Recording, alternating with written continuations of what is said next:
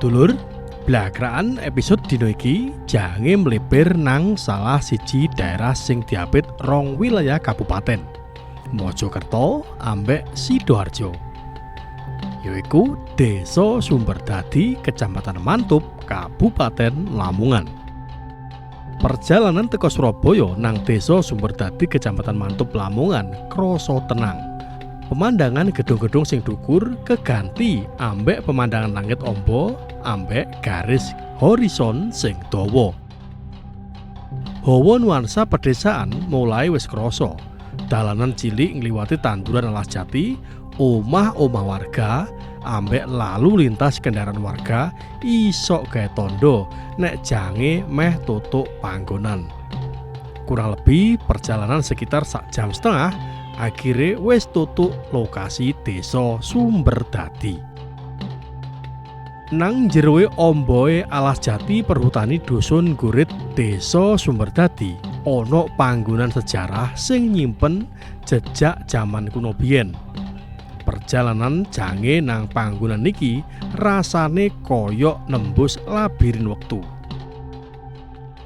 Dulur, iki aku lagi blakraan karo kru tim JTV. Ya aku ana ngene petilasan Joko Dolok sing ana dusun Gurit Desa Sumberdadi. Nah iki aku pengen ngerti sejarahe ya apa. Ayo kita kokno iki ketokane ana juru kuncine. Mbah Solikin ana kono. Ayo kita kokno rono.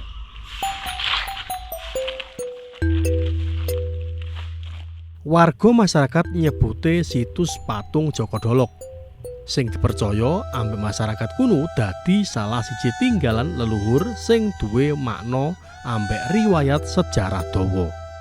Bagian ini kan arek-arek iki pengen ngerti sejarah petilasan Joko Dolok iki ya apa.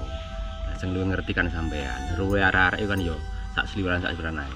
Jadi tolong sampean jelasno nek Joko Dolok iki ana apa, sejarah piye sampean terang. Ngono bagian ya. Oh, nggih.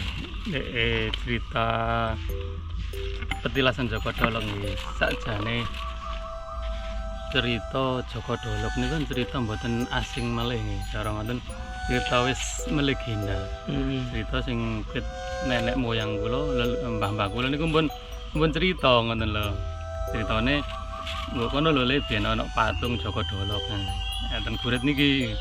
Ya cerita niku pun ketriyen ngoten. Triyose patung niku dibeto Londo dan Surabaya.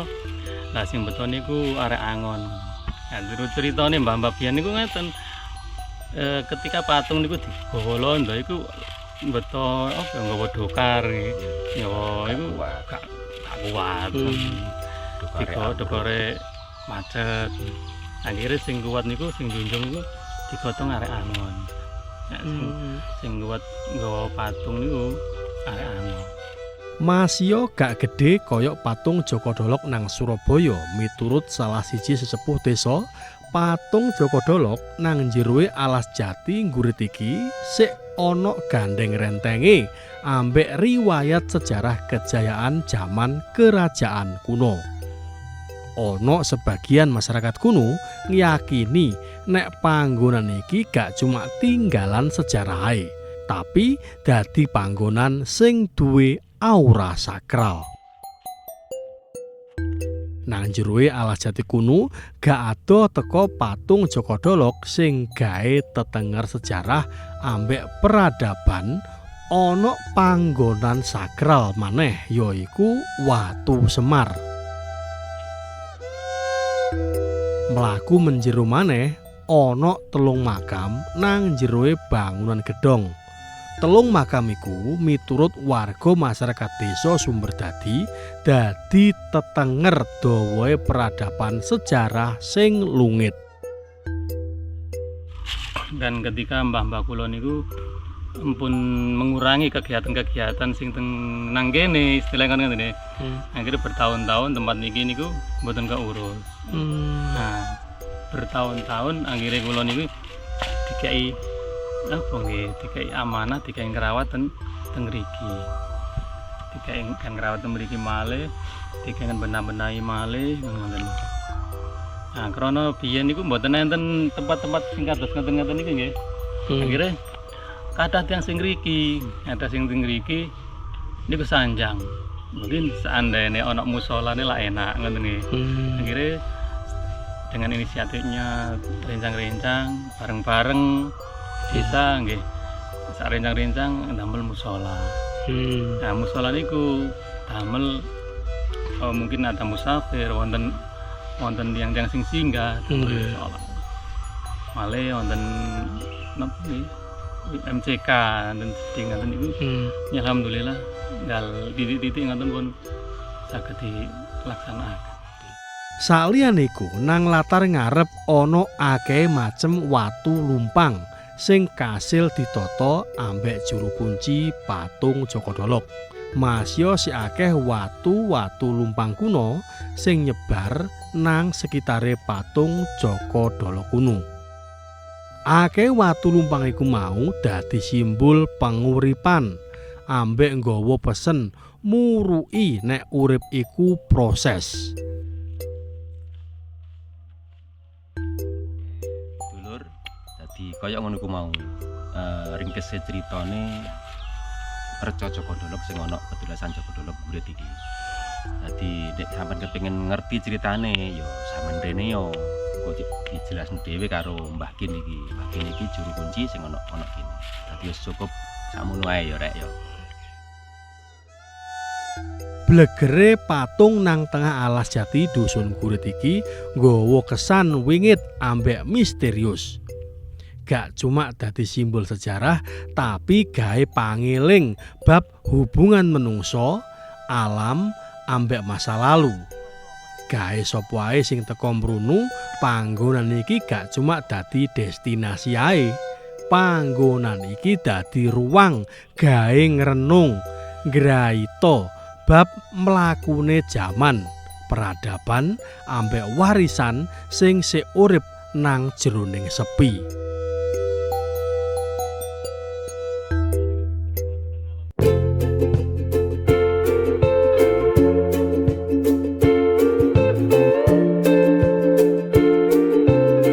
Dina iki aktivitas warga masyarakat desa Sumberdadi gak koyok biasane.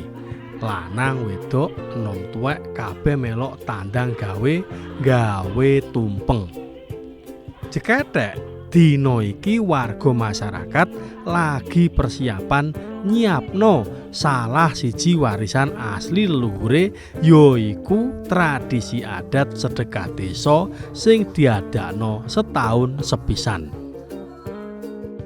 Kenal norek, aku Cak Sugiono, asli arek Sumberdadi Mantub Lamongan. Sedekah desa nyermenno nilai-nilai luhur, koyok gotong royong, serawung, ambek rasa syukur. Nang tengahe perkembangan zaman sing tambah modern, tradisi iki tetep didadekno pengiling, gawe jaga hubungan sing harmonis antara menungso, alam, ambek marang Gusti sing gawe urip. Dulur, ya apa kabare? Muga-muga sampeyan kabeh seger waras, akeh rezekine.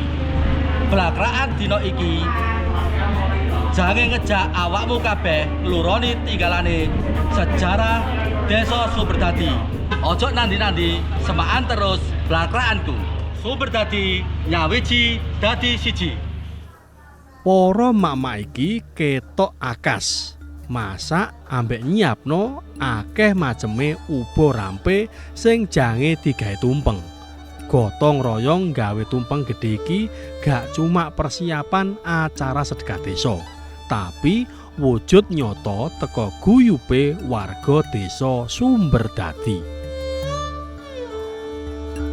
Mak-mak Kedung Sumber niki saking desa Sumberdadi. Niki lagi ewet masak patan. Lah, mak-mak Kedung Sumber niki damel tumpeng sakmenten katahe niki dalam acara sedekah desa Sumberdadi.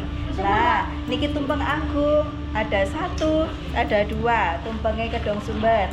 Yang pertama niki di atas ten puncake wonten ayam jago, beto, arta. Terus di sore niki wonten emi, wonten apa niki Bu? Krawu, wonten krawu. Niki wonten biasane cek cantik. Lah niki kucur niki. Sama niki kucur. Nah niki Kue apem. Niki lemet. Koci sing dawa niki namine Naga. Nogosari. niki. Lah niki wonten ayam, wonten emi, wonten tahu, tempe, urap-urap, kerawut, begedel. Pundi begedel iki? Oh, begedele sebelah mriko. Bandeng napa malih? Eseng-eseng kates. Lah niki cek mboten ketinggal niki kayune niki jajan pasar. Mboten luput ngramekaken pasar desa Sumberdadi. Niki ditutupi. Lah samangke niki digotong rame-rame sampai menuju balai desa. Niki tumpeng pertama, wonten tumpeng kedua. Lah niki suwai niki tumpeng agung yang kedua saking dusun Kedung Sumber. Niki empun ditata sak bagusipun. Nah, bawahe niki wonten kacang godhog. Yang kedua niki wonten cipang. Niki napa Bu? Lupis nggih. Nggih, niki lupis. Lah, niki wonten sing suwai sing cuantik niki damel hiasan nggih. Niki samenika niki keris. Lah niki apem, niki onde-onde, wonten kacang, wonten ketupat, niki tahu isi. Niki sambal emput. Niki samenika sambal emput. Niki mangke bapak-bapak pun damel sambal sedanten siap diangkut. Nggih, berempat. Niki mangke berarti betul 8 orang sampun ganteng-ganteng mangke siap meramaikan sedekah bumi desa Sumberdadi. Akeh ubo rampe sing dimasak ditata iki nyimpen donga, kekarepan ambek rasa syukur sing jero.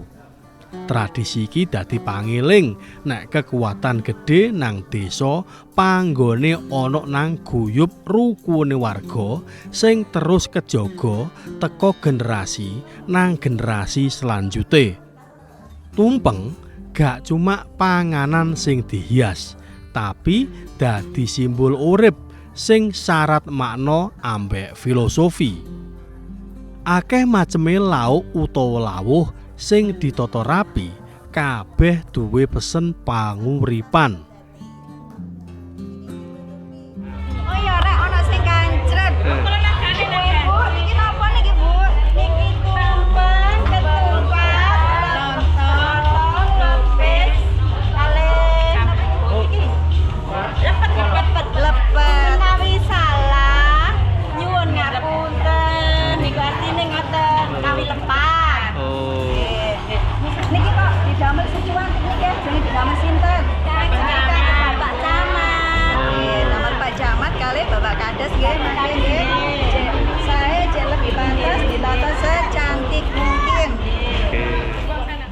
Kabeh tumpukan panganan nang tumpeng dadi gambaran harmonie urip. Ambek tumpukan donga supaya urip sing diberkahi. Ambek didono teka kabeh memala.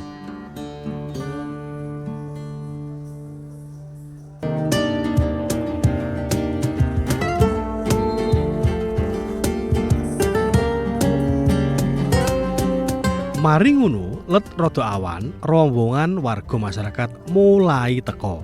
Ambek nggawa tumpeng sing wis dihias.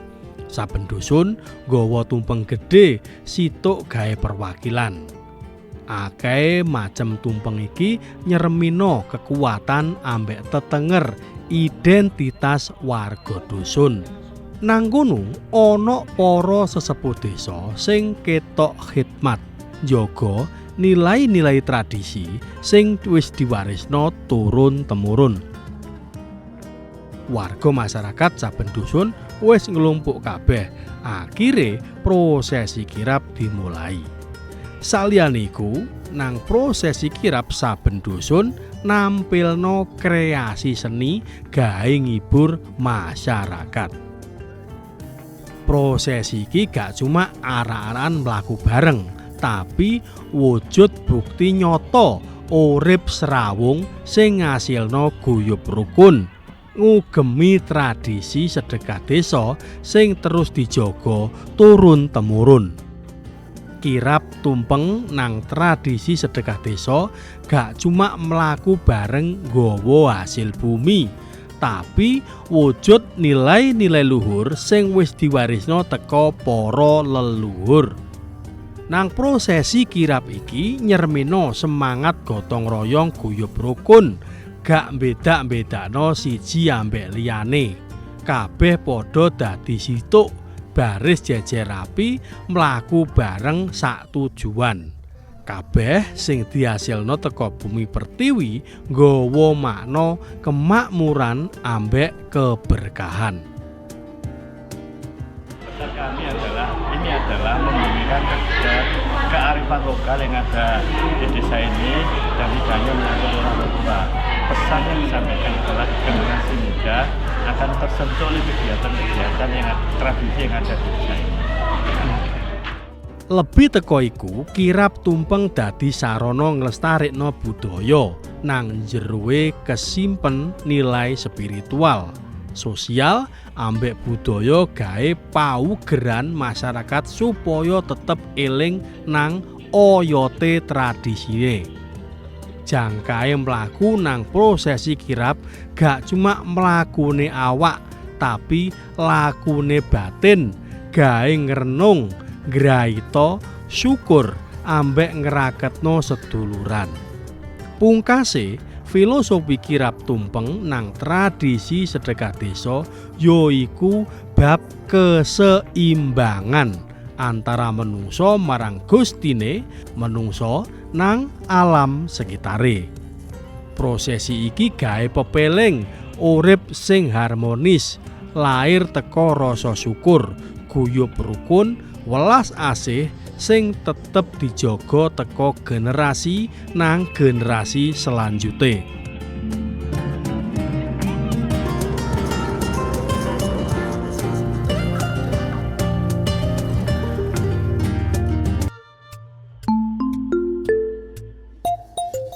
Kirap tumpeng sing wis mari mandeg nang Balai Desa Sumberdadi. Gak cuma paripurnane mlaku kirap, tapi puncake makna guyub rukune kabeh warga. Tekone rombongan kirap nang Balai Desa langsung disambut ambek seni tari tradisional arek cilik. Maknae yaiku ngancik nang dina suci iki dikarepno para pemangku jabatan tetep duweni ati sing resik, tulus teko batin, anggone mimpin rakyate.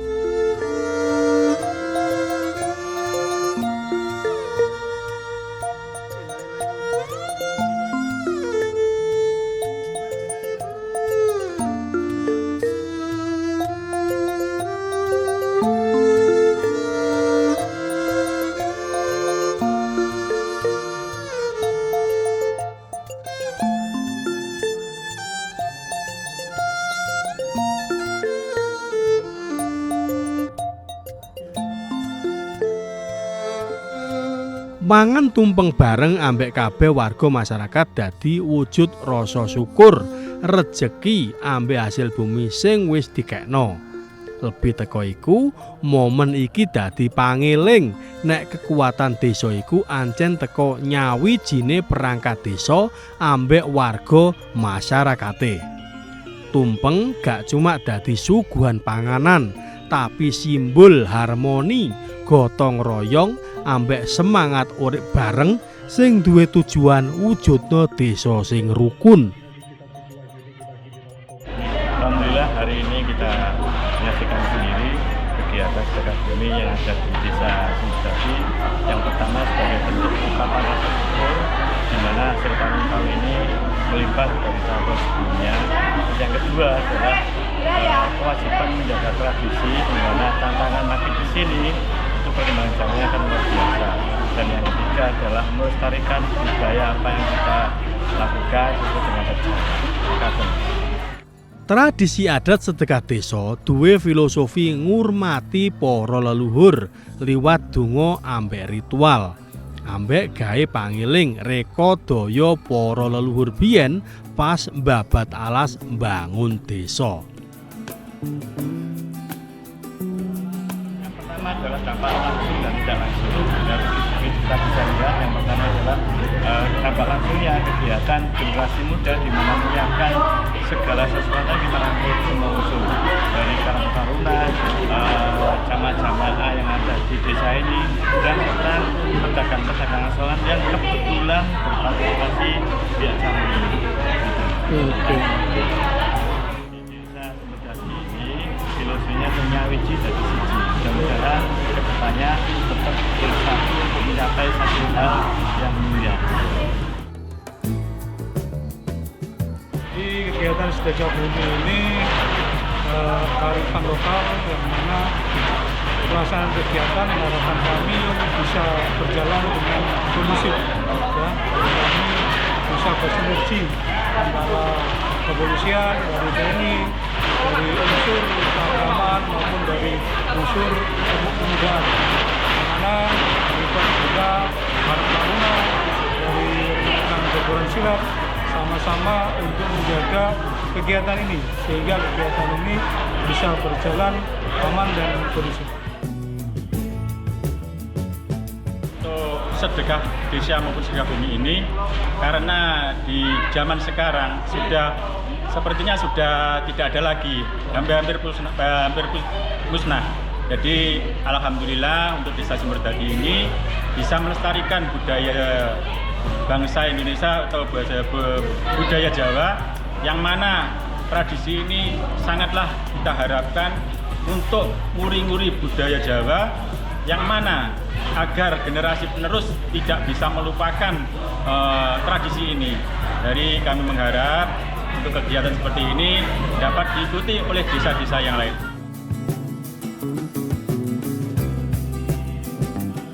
Dulur, koyok ngono kemang ringkese acara sedekah desa nok desaku. Ya ono salah-salah ucap, sepuluh dulu sing akeh ya rek. Sumberjati. Ya wiji, dadi siji. Ha ha ha ha.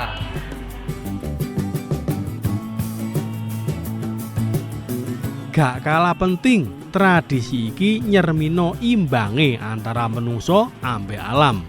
Sedekah desa yaiku wujud nyata teka nilai-nilai luhur rasa syukur, suba sita ambek ajur ajer urip bareng sing akhire ndadekno urip sing gemaripah loh jinawi tata tentrem kerta raharja.